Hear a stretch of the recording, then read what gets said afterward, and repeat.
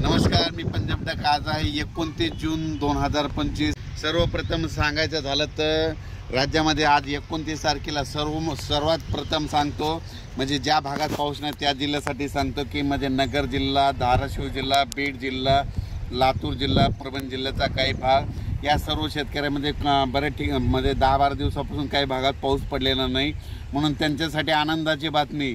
आज तुमच्या इकडे म्हणजे नगर जिल्ह्यात बऱ्याच ठिकाणी आज पावसाला सुरुवात झालेली दिसत। 29 तारखेला 29 जूनला आज थोडा दिसत, 30ला आणखीन वाढणार आहे।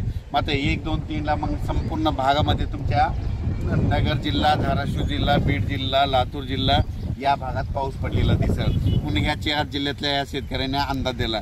त्याच्यानंतर आपण आता पूर्व विदर्भाकडे पूर्व विदर्भातल्या शेतकऱ्याला सांगू इच्छितो की पूर्व विदर्भामध्ये नागपूर, वर्धा, भंडारा, गोंदिया, चंद्रपूर, यवतमाळ, अकोला, वाशिम, हिंगोली, बुलढाणा, जळगाव या जिल्ह्यातल्या सर्व शेतकऱ्याला सांगू इच्छितो की तुमच्या इकडे 29 जूनला म्हणजे आज तिकडे पाऊस पडणार आहे, पण 1 तारखेपासून 1 जून 2, 3 1, 2, 3 जुलैला मात्र तुमच्या इकडे मुसळधार पाऊस पडणार आहे। विदर्भ, पूर्व विदर्भ 6 जिल्हे, पश्चिम विदर्भ 5, 11 जिल्ह्यामध्ये मुसळधार पाऊस पडणार आहे। कुठं अतिवृष्टी होणार आहे, कुठं भाग बदलत पाऊस पडणार आहे, कुठं रिमझिम पडणार आहे।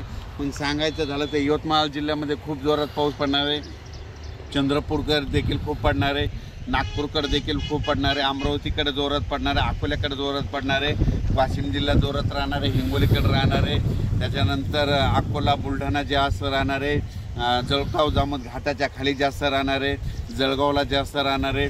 तिकडे पाऊस पडत असल्यामुळे त्याच्यामुळे जालन्याला देखील पाऊस पडणार आहे, संभाजीनगरला देखील पडणार आहे। म्हणजे सांगायचं झालं तर पूर्व आणि पश्चिम विदर्भ 11 जिल्ह्यामध्ये चांगला पाऊस पडणार आहे, म्हणून हे विदर्भ पश्चिम विदर्भातल्या शेतकऱ्यांनी हा अंदाज लक्षात घ्या।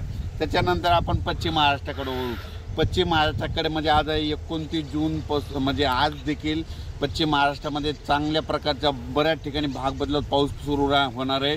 सांगलीकडं, साताऱ्याकडं, त्याच्यानंतर पंढरपूरकडे देखील, नगर जिल्ह्यात देखील बऱ्याच ठिकाणी पाऊस सुरू होणार आहे, म्हणून हे पश्चिम महाराष्ट्रातल्या शेतकऱ्यांनी अंदाज लक्षात घ्यायचा। सोलापूरकडे देखील बऱ्याच ठिकाणी पाऊस पडणार आहे।